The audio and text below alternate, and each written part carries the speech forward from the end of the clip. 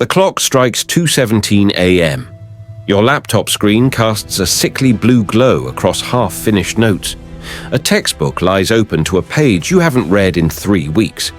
Your phone buzzes, another meme from a friend who's asleep because normal people don't do this. You've been here before, not just in this chair, but in this exact moment. The gnawing guilt, the frantic Googling of how to focus, the whispered promise to start fresh tomorrow. Yet here you are again, watching your own life through a fogged window, close enough to touch, but never quite real. You think you're stuck in a productivity slump, but you're wrong. What you're stuck in is something far darker, a quiet collapse. Not a loud failure, not a dramatic breakdown. This is slower, quieter. It looks like scrolling for just 10 more minutes, like organizing your desktop instead of reading that chapter, like making study playlists instead of opening a book. It looks innocent, even responsible, but it's not. It's avoidance, polished, dressed up, and wearing your name. The illusion of later. You tell yourself you'll study later. You whisper it like a prayer. Later, when I feel better. Later, when I'm less tired. Later, when I'm finally in the zone. But you know better. You've lived enough laters to recognize the lie. The problem isn't that you don't have time. The problem is that you're gambling your future on a feeling that never comes. And underneath all your deferrals is a truth you don't want to face. Studying isn't the hard part. Facing yourself is. Because when you open that textbook, you open the door to every insecurity you've hidden under your bed. Fear of being behind. Fear of not being smart enough. Fear that even your best won't be enough. So you stall. You delay. You wait for a perfect version of yourself to arrive. Someone confident, focused, relentless. But they never show up. Because that version of you isn't real. You don't become that person before you start. You become them by starting. Perfectionism's favorite weapon. Procrastination. Let's call it what it is. Perfectionism. It doesn't always look like perfectionism, though. It doesn't always mean obsessing over tiny details. Sometimes it means not starting at all, because if you start, you might fail. And if you fail, it confirms every cruel thing you've ever thought about yourself. So, you stay in limbo. Not because you're lazy, but because you're scared. Deeply, existentially scared. Perfectionism is the most seductive form of self-sabotage. It tells you that your standards are high, that you just want to do it right. But really, it's a defense mechanism. Because if you never start, you never have to see what happens when you try. And perfectionism feeds off control. That's why you spend hours color-coding your notes instead of reading them. That's why you spend days planning a study schedule instead of following it. Planning feels safe. Doing feels dangerous. But control is not progress. Control is distraction with a halo. Delay isn't laziness. It's trauma wearing a mask. Let's go deeper.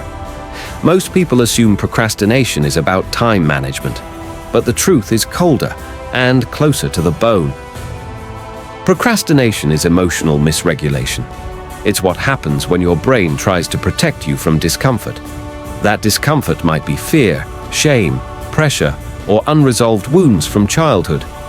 Maybe you grew up in a house where achievement equaled worth. Maybe failure wasn't allowed, so you learned to avoid anything you couldn't master instantly. Maybe studying reminds you of the time you tried and still fell short. So now, every time you try to focus, your brain recoils. It remembers. It wants to protect you. So it says, let's rest a little. Let's wait until you're ready. But that voice isn't trying to help you. That voice is trying to keep you small. Time isn't the problem. Identity is the clock isn't your enemy. Neither is your schedule. What's working against you is your self-concept, the story you tell yourself about who you are. You've started to believe that you're not a disciplined person, that you're just not wired for focus, that you're someone who always procrastinates. But those are not truths. They're scripts, and every time you repeat them, you carve them deeper into your brain, until you forget they were ever fiction. You don't delay studying because you're incapable.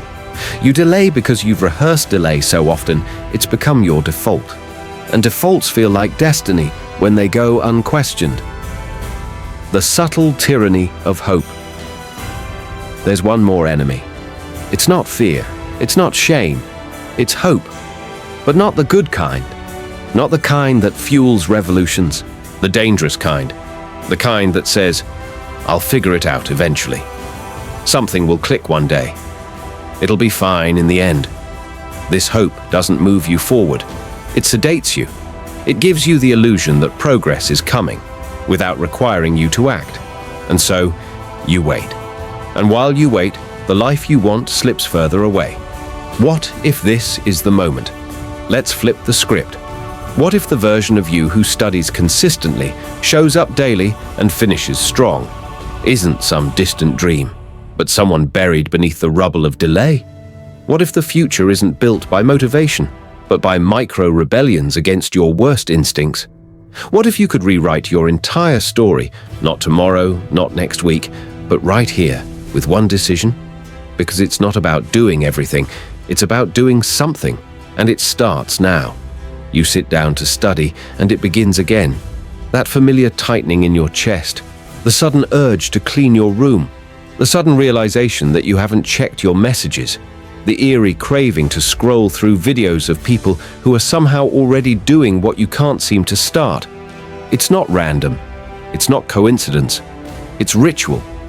Your delay is no longer an accident. It's a well-rehearsed performance, one you've acted out so many times that it feels like second nature. You light the same candles. You arrange the same notebooks. You sit with good intentions and leave with nothing but the bitter aftertaste of defeat.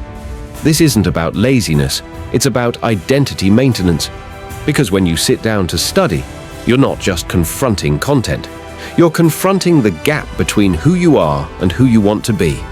And that confrontation is deeply uncomfortable. So instead, you self-soothe. You escape. Not with drugs or alcohol, but with perfectly rational distractions. Let me just check this one thing. Let me find the perfect study video first. Let me grab a snack. It'll help me concentrate. But behind every excuse is the fear.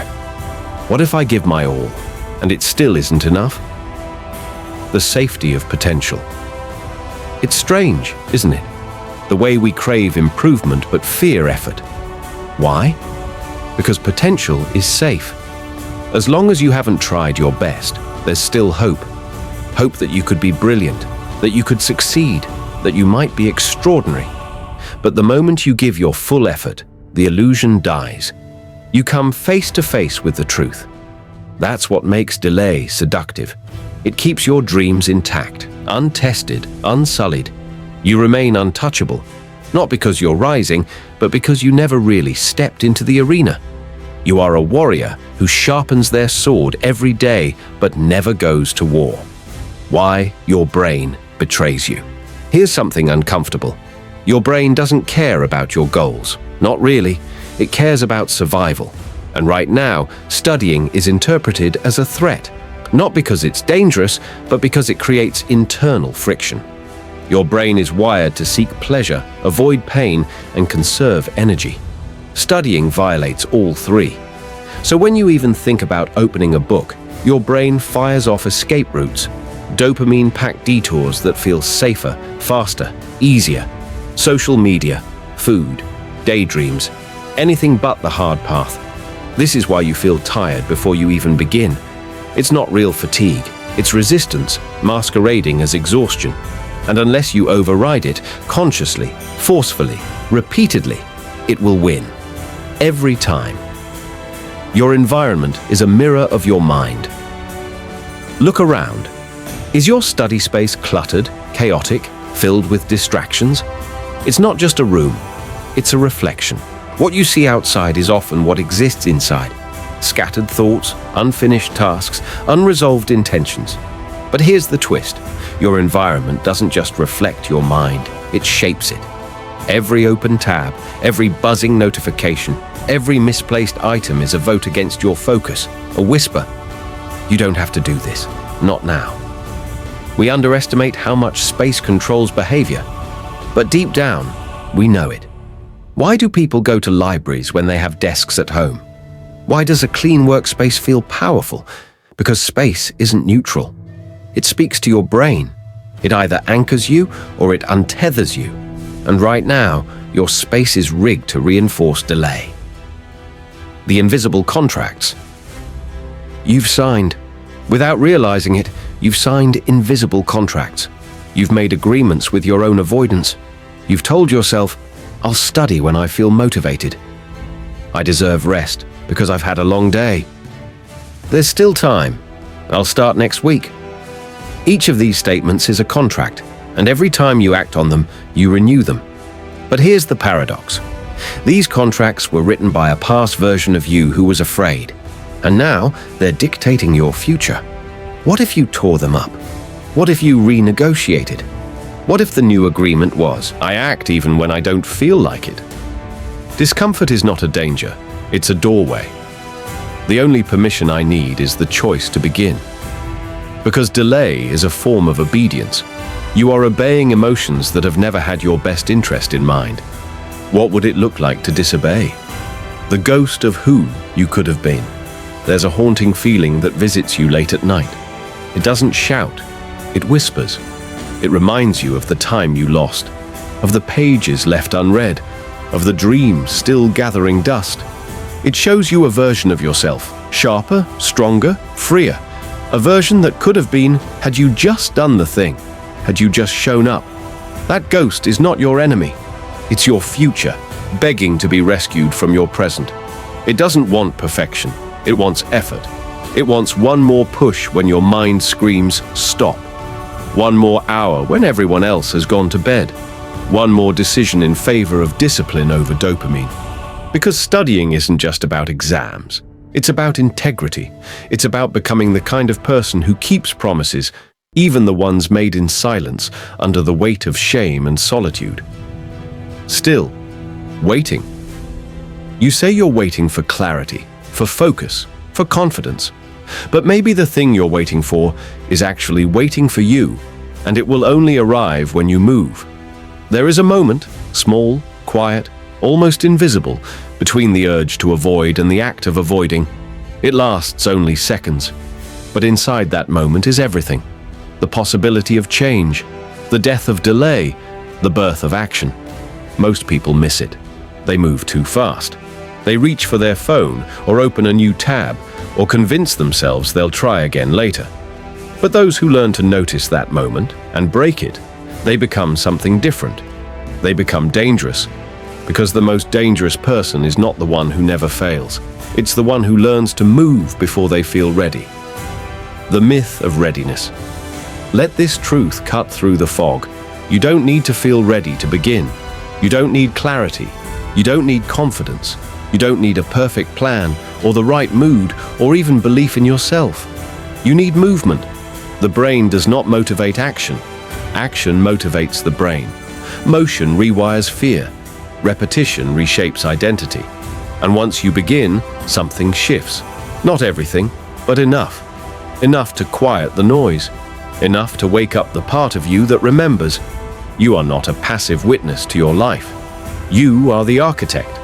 So stop negotiating with your feelings. Start building with your actions. Discipline is not a trait. It's a design.